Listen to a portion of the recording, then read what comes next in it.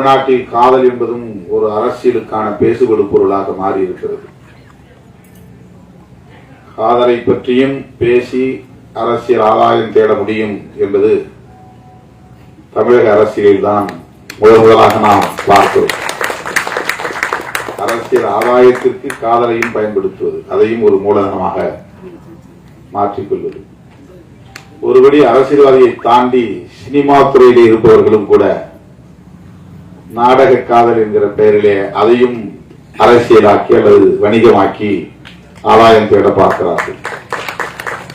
அவர்கள் அரசியல்வாதியிடமும் கெட்டிக்காரர்கள், அரசியல்வாதிகளையும் தூக்கி சாப்பிடக்கூடிய அளவுக்கு கெட்டிக்காரர்களாக இருக்கிறார்கள். என் பேரை சொல்லியும் பிழைக்கிறார்கள். பிழைத்து விட்டு போகட்டும் என்று நான் அதை கண்டுகொள்ளவில்லை. எனக்கும் அதற்கும் அவர்கள் சொல்லுகிற பொருளுக்கும் சம்பந்தமே கிடையாது.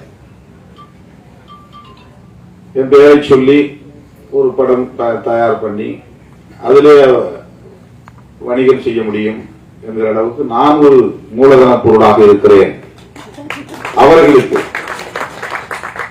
என்று சில நேரங்களில் நான் தோழர்களோடு பகிர்ந்து கொள்வதுண்டு. காதல் என்பது காலம் காலமாக பேசப்பட்டு வருகிற ஒரு உயர்ந்த சொல், சிறந்த சொல். மனிதன் தோன்றிய காலத்தில் இருந்து மனித குலத்தை வழிநடத்துகிற ஒரு வலிமைமிக்க சொல் காதல். யாரும் சொல்லி வருவதில்லை, தூண்டியும் வருவதில்லை.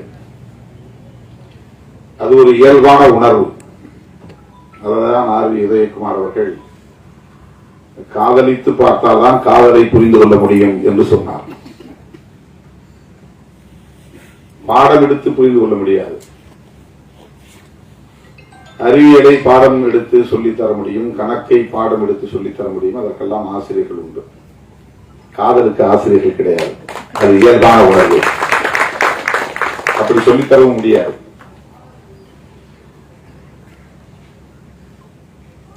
எல்லா உயிரினத்தும் இருக்கிறது. ஆண்கள் பெண் மனித குலத்தில் மட்டுமல்ல, உயிரினங்களுக்கு இருக்கிற ஒரு பொதுவான உணர்வு. அது உலகம் தழுவிய ஒரு பொது உணர்வு. எல்லா உயிரினத்துக்கும் பொதுவான உணர்வு. அது மனுஷனுக்கு மட்டும்தான் இருக்குங்கிறது கிடையாது.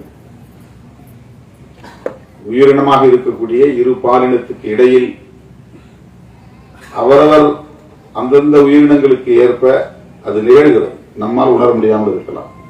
பறவைகளுக்கு இடையே நிகழ்கிறது, ஊர்வன இடையே நிகழ்கிறது, விலங்குகளிடையே நிகழ்கிறது. மனிதனால் அது உணர முடியாது. மனிதர்களுக்கிடையே இருக்கிறது.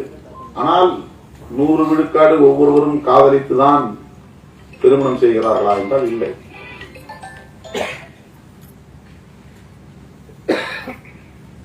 ஒரு கிராமத்தில் ஒரு வயதொத்த இளம் ஆண்கள் அல்லது இளம் பெண்கள், ஒரு 20 ஆண்கள் அல்லது 20 பெண்கள் இருக்கிறார்கள் என்று சொன்னால், அவர்கள் அனைவருமே யாரையாவது காதல் செய்து தமது வாழ்க்கையை தீர்மானிக்கிறார்களா என்றால் கிடையாது. அங்கொன்றும் இங்கொன்றுமாகத்தான் அது நடக்கிறது. அதற்கான வாய்ப்பு உருவாகிறது. உணர்வு இருக்கும், அது கனியாது, மலராது, அந்த சூழல் உருவாகாது. ஆக இது ஒரு தன்னியல்பான ஒன்று.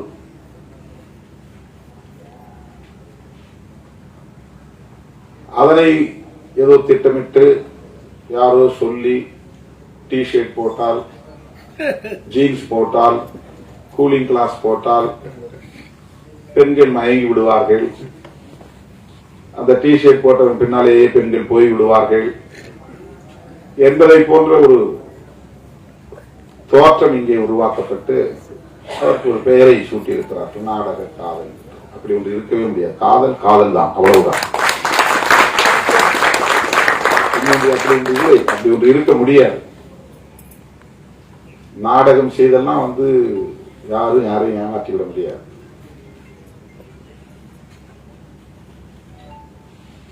நாம் பெற்ற பிள்ளைகளையே நாம் குறைத்து மதிப்பிடுவதாக ஆகிவிடும். நாம் பெற்ற பிள்ளைகளையே நாம் அவமதிப்பதாக ஆகிவிடுகிறது, இழிவு செய்வதாக ஆகிவிடுகிறது. யாரையோ பழிப்பதற்காக, யாரையோ இழிவுபடுத்துவதற்காக நாம் பெற்ற பிள்ளைகளை நாம் கொச்சைப்படுத்தக்கூடாது. இந்த விமர்சனங்கள் ஒரு தனிநபருக்கு எதிரான விமர்சனங்கள் அரசியல் ரீதியாக செய்யப்படுகின்றன என்பது ஒரு புறம் இருந்தாலும், பெண்களை, நம் வீட்டு பிள்ளைகளை, பெண் பிள்ளைகளை அது கொச்சைப்படுத்துகிற ஒன்று.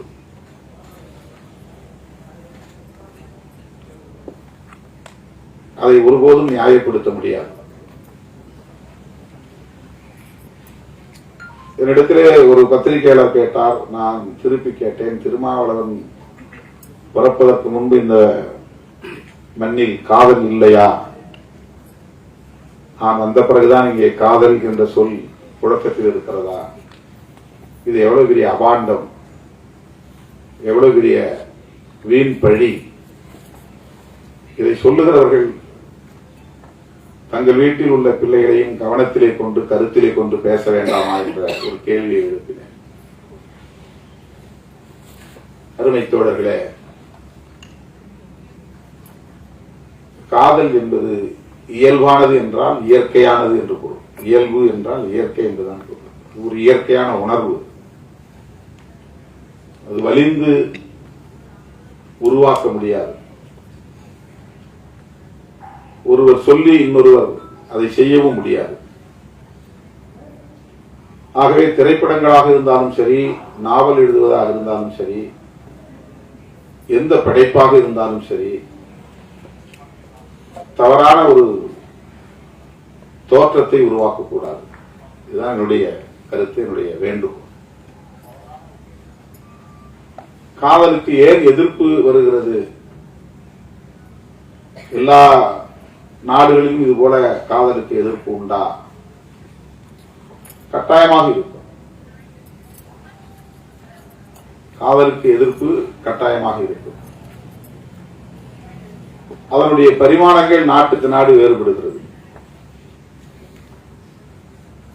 இந்தியாவை பொறுத்தவரையில் ஏற்கனவே இங்கு நிறுவப்பட்டிருக்கிற ஒரு கருத்தியல் காதலை மறுக்கிறது. இனக்கலப்பு ஏற்பட்டுவிடக் கூடாது அல்லது சாதி கலப்பு ஏற்பட்டுவிடக் கூடாது என்பதுதான் அந்த கருத்தியல். சாதி தூய்மைவாதம் என்பதுதான் அந்த கருத்தியல். சாதி விட்டு சாதி திருமணம் செய்தால் ஒரு சாதிக்கான பாரம்பரியத்தில் களங்கம் ஏற்பட்டுவிடும். அந்த சாதி காப்பாற்றி வருகிற தூய்மை கலங்கப்பட்டுவிடும். எனவே திருமணத்தை சாதிக்குள்ளேயே பண்ண வேண்டும் என்பது இங்கே ஒரு கருத்தாக நிறுவப்பட்டிருக்கிறது. எஸ்டாபிளிஷ்ட் அகமண முறை, எண்டோகாமி. இது எஸ்சி எஸ்டி மக்களுக்கும் இதர மக்களுக்கும் இடையிலான பிரச்சனை கிடையாது. ஒவ்வொரு சாதிக்கும் இடையிலான பிரச்சனை இது. ஒவ்வொரு சாதிக்கும் இடையிலான பிரச்சனை இது. சாதியிலேயே உயர்ந்த சாதி என்று கருதப்படுகிற பிராமணர்கள் தனித்தனி சாதிகளாகத்தான் இருக்கிறார்கள். அங்கேயும் அகமண முறைதான் உண்டு, புறமண முறை கிடையாது. அங்கேயும் அகமண முறைதான். சாதி கலப்பு ஏற்படக்கூடாது என்பது அங்கேயும் இருக்கிறது. சாதி தூய்மைவாதம் அங்கேயும் இருக்கிறது. ஆகவே காதல், ஆர் வி உதயகுமார் அவர்கள் சொன்னதை போல, சாதி, மதம், மொழி, இனம் என்கிற வரையறைகளை தாண்டிய ஒன்று. அதை தடுப்பது இந்த கருத்தியல். சாதி விட்டு சாதியெல்லாம் காதலிக்க கூடாது. காதலித்தால் வெட்டுவோம். இது ஏன் நிகழ்கிறது? இனக்கலப்பு ஏற்படக்கூடாது, சாதி தூய்மை பாதுகாக்கப்பட வேண்டும் சாதி தூய்மை பாதுகாக்கப்பட வேண்டும் என்பதற்காக தண்டனை வழங்கப்பட்டது. அந்த தண்டனையை வரையறுத்த சட்டம் தான் மனுஸ்மிருதி. மனுஸ்மிருதி என்பது ஒரு சட்டம், அது ஒரு கோட் ஆஃப் மனு என்றுதான் அதற்கு பேர். அதுதான் அந்த தண்டனையை தருகிறது. சாதி விட்டு சாதி திருமணம் அவளை அலோவ் பண்ணக்கூடாது, 2 பேரையும் ஒழிக்கணும், இல்லைன்னா சாதி கலப்பு ஏற்பட்டுரும்.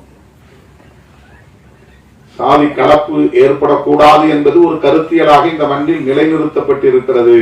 அந்த கருத்து தான் காதலுக்கு எதிர்ப்பாக இருக்கிறது. அதுதான் நாடக காதல் என்கிற புதிய சொல்லாடலை எல்லாம் கொண்டு வந்து நிறுத்துகிறது. படைப்பாளர்கள் அதை தாண்டி சிந்திக்க வேண்டும். அதனால்தான் கலைஞர்கள், படைப்பாளர்கள் சுதந்திரமானவர்களாக இருக்க வேண்டும். இந்த மாதிரியான எந்த பிற்போக்கான கருத்தியலுக்குள்ளும் போய் சிக்கிக் கொள்ளக்கூடாது.